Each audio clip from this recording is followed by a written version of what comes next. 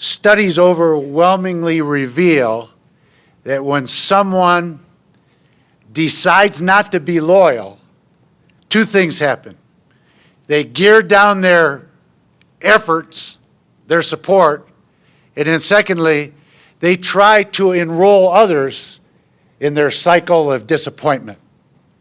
So when you get disappointed, when you get frustrated, you want to bitch and moan and whine and complain, and you want to see how many that you can attract. Well, I want to take the opposite perspective and talk a little bit, as I said, about loyalty. There's a principle in construction that goes like this. The higher you want to build, the deeper you need to dig. If you want a skyscraper, you got to go lower and deeper and stronger. It takes time to lay that foundation. Chuck Fairbanks was here before me. In 3 years, he won 7 games. In my first 3 years, we won 7 more. And then Bill Moreau and Gordon Gee chose to extend my contract by 4 more years. From that time forward, we did not have a losing season. We won 3 consecutive Big 8 championships, 20-0-1. When Rick Neuheisel took over his first 2 years, he won 10 games. If you go back 5 years, we won 82% of our games. We were in the top 5 in the nation over those 7 years in victories. In other words, what happened was we laid a foundation, and the university leadership stood behind us and let us see it through. When you become a head coach, when you haven't been a head coach, there's an adjustment. There's a time of transition. When I look back at my experience in coming here, I made several mistakes. Things I would have done differently had I had the experience of being a head coach. I want to compare the pedigree that I had and that Coach Embree has. I played at the University of Missouri as a linebacker. 1 year that I was there and played regularly, we were the only undefeated, untied team in the nation going into our bowl game. So I was a part of a strong program. When I coached in high school, we won the state championship in football and basketball in the same year. It's still the only time in the history of Michigan high school sports where one coach has won the state championship coaching both sports. I was hired at Michigan, and I coached there for 8.5 years.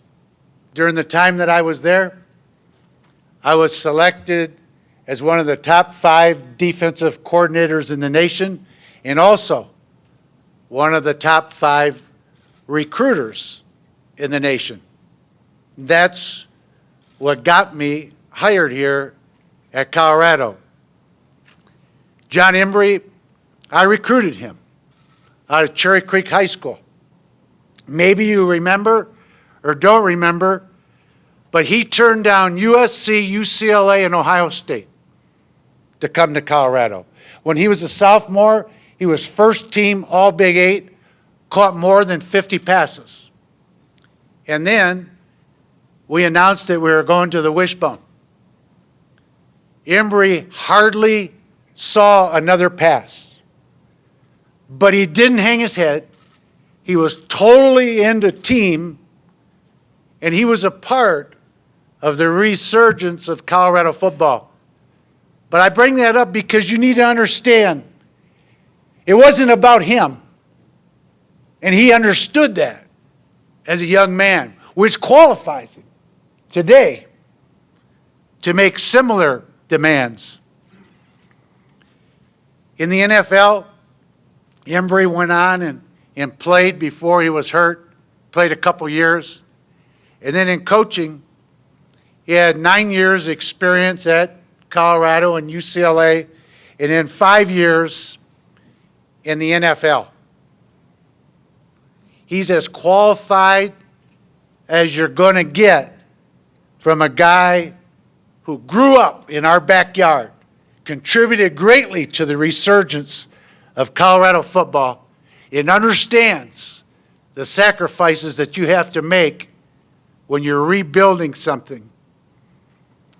It's interesting to me that the pedigree of his coaching staff has, if I'm not mistaken, 61 years experience in the National Football League collectively. More than any other college football team out of all of the Division I college schools, his staff has more NFL experience. Well, what does that mean?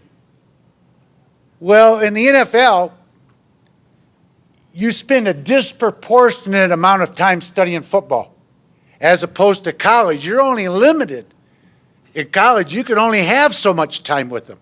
They're in class, and you're not permitted to take them beyond a certain amount of hours each week. These kids are away from home for the first time. There are many distractions. It's a completely different environment. And so when you look at what it takes to coach in the National Football League, it trains you and prepares you to intellectually be able to understand the game and teach it competently. I want to suggest to you that studies have revealed that there are 4 necessary qualities for a leader, any leader. Listen to what they are. I want to show you where Embree ranks. The first one is character. Another word for character would be the word integrity. If you looked in Webster's dictionary, there are 6 definitions for the word integrity. They all define this guy. Utter sincerity, honesty, candor, not artificial, not shallow, no empty promises. I'm telling you, this kid, young man, middle-aged man, keep forgetting, is a man of character. The second thing is competence. Competence is you've got the necessary training and preparation to do the job that you've been challenged to do. Now watch where it's the two together that define loyalty. In other words, if somebody has character but doesn't have competence, you can't trust them. Or if somebody has great competence that doesn't have character, you can't trust them. Trust and loyalty comes from that combination. That's the guy you can trust. The one has character and competence. Now watch the next one. It's chemistry. You know what the 4 most powerful words are in any language? I believe in you. When you believe in somebody, that's what empowers. That's what parents do to their children. Did you see Embree when he was up here? Are you watching him in the wake of this devastating time? These back-to-back defeats, which are devastating. He is demonstrating that he believes in his players. That's what you look for during the most difficult times. Because during the most difficult times, that's when people turn on people. That's when people say, it's not me, it's got to be somebody else. You don't see that. And then lastly is the word commitment. Commitment is when you get knocked down, you lay there and bleed a while, then you get up and fight. And that's what you're going to see. You can see it in his eyes. So after what they've been through, this guy's not flinching. That's how you recognize a leader. Don Shula won 348 games in the National Football League. Nobody's who's currently coaching has won 200.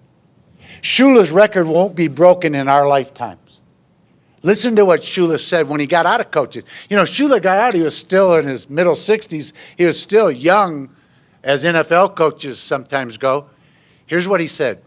Conviction-driven leadership is based on a vision of perfection. In other words, the best leaders, they know what it looks like, and they go after it, and they won't compromise until they get it. But it takes time to do that. It doesn't happen overnight when you're laying the right foundation. We have a sign. It's still up in the meeting room over there, the auditorium. And it says, the pride and tradition of the Colorado Buffaloes will not be entrusted to the timid or the weak. In other words, when we turned this thing over to Embree, we turned it over to somebody who's going to get the job done. Even though right now the progress is below the ground, we can't see it.